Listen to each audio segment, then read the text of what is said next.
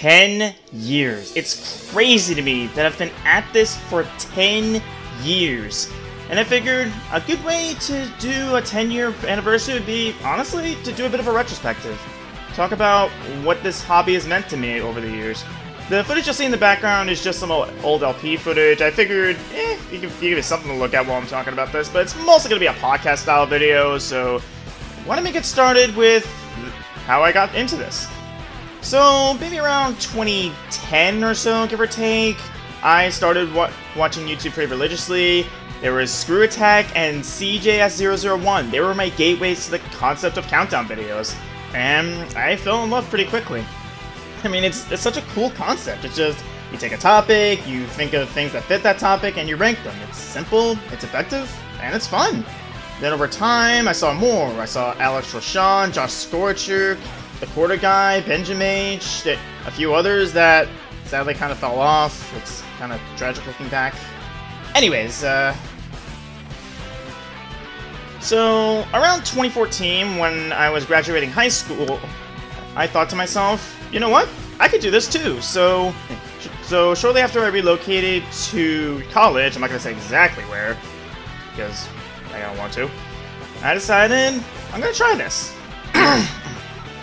So I got myself a Turtle Beach headset, I learned how to use Windows Movie Maker and some software to download YouTube videos, and I got to work. And, well, my first video wasn't all that great, but we all gotta start somewhere, right? And then the first few I made through Movie Maker, and then around the time I was making my favorite games of that year, I decided to graduate to Magic's Movie Edit, which I've been using ever since. It's a really nice program, and I don't see the need to change it.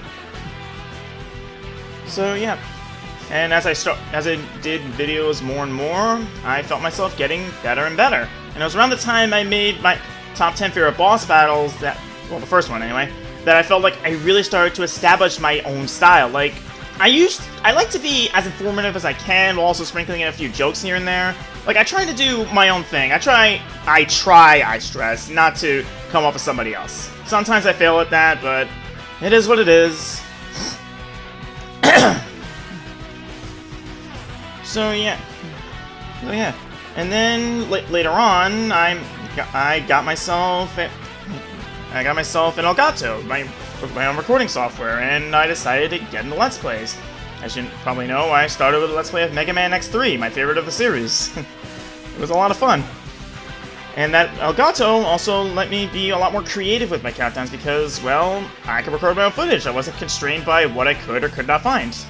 And I feel like my videos became better as a result, because sure, some things I could record either because the game is too long, it's kind of difficult to get something overly specific, or I just don't have the means to record it off my home consoles. It is what it is, but yeah. And then, before I move on to more modern stuff, I want to talk about something else this hobby has done for me. It's let me meet people. Great people. Like, I remember my first couple of friends, the Phantom N and Snowheart Kiara. They're just amazing, and then I met more. I met the Renegade Master, the Plant Commander, Jack the Lightning Ripper. It's like, we are as thick as thieves right now. We're the Revived Angels, and I wouldn't have it any other way. Like, I consider them my closest friends. Like, if you have a super close group of friends, you know what it's like. So, yeah. Me, Ren, Kiara, Soul, Plant, Zephyr, and Jack, nothing's gonna tear us apart. Nothing. So, and we even did, one time we did a collab thing together with Playthrough Castle Crashers. We plan to do more, mark my words, we did plan to, but unfortunately it never came to be. It's a bit of a shame. Anyways. And those people I met, they led me to meeting even more people. So, I should probably explain something. Jason was big into My Little Pony Friendship is Magic at the time, and he kept urging me to give it a try, but I was always concerned what my brother would think if he saw it on the Netflix account. But then, ironically enough, when I was going onto Netflix, I saw he had been watching it, so there went that. So yeah, to make a really long story short, I binged the first 5 seasons and the first 3 movies in the span of 10 days. It was around January at the time. January 2016 at the time, I believe. 2015, yeah, actually 2016, I believe. So yeah, I had a lot of free time because I was home for winter vacation. So that's how that happened, and that interest led me to meeting even more people. Like, a lot of people. Like, I made my own pony character, I started commissioning artists on a regular basis, and a few of those artists I became really good friends with, and they invited me into their circles, and as I met more artists, it kind of evolved into that. I have so many servers I'm in, so many different people I've met. And then there's, yeah, and I'm very happy. But then there's also the matter of a different circle of friends, not just explicitly pony related, sorta, kinda. I want to talk about the Chaotic Crusaders. The Crusaders is a fun time. Like, I found out about it through Kiara, and I was part of, I think, the third wave of members, and I've been trying to be a part of that as much as I can, and you've probably seen me as part of them. Like, my Super Mario 64 LP specifically went up on their channel, and I've been part of a lot of projects of theirs. Like, most recently I've been part of Mario Party, like, we're the Runaway guys, because we can actually do it easily, even though we all live so far apart from one another. Online play is amazing, ain't it? But yeah, the Crusaders, they've led me to playing all kinds of new games that I never would have thought to try. There's like Okami, there's Raiding Historia, there's AI the Somnium Files. Like, I'm really happy that I've been able to branch out and experience new things. And speaking of which, why don't we talk about how I branched out? So, as you know, I originally started as just a countdown maker, so... But then I started doing Let's Plays, and those became really fun, especially when I started establishing a consistent schedule for them and didn't try and juggle 3 LPs at once. Don't ever juggle 3 LPs at once, it's not worth it, trust me, I learned that the hard way. Anyways, and then over time, after a certain point, I decided to start streaming, because my free time has been getting less and less abundant lately.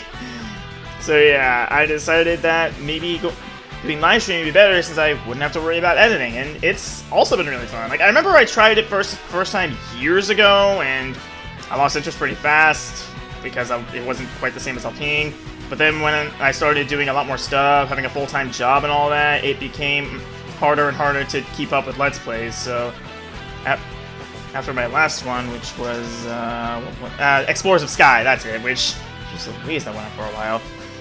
Yeah, I figured after Explorers of Sky, I would just ditch Let's Playing altogether and just focus on streaming, and I became an affiliate not, fairly reasonable length of time, and I'm pretty happy with how that turned out, and I keep up with the streaming. I've adapted it to my new work schedule, so Thursdays and Fridays I am doing some kind of single-player adventure, I've been incorporating roguelikes into that, and Saturdays are my multiplayer days with my group friends in my in my Discord server, and then Sundays recently I've made into Retro Sundays, which right now I'm doing Mega Man, and that's been pretty fun. But I thought that giving Sunday its own feel like I did Saturday would be nice, because it would give me something to look forward to after work, because on Saturday and Sunday I do have work, but Thursday and Friday usually I don't. It's been up in the air lately, but I digress.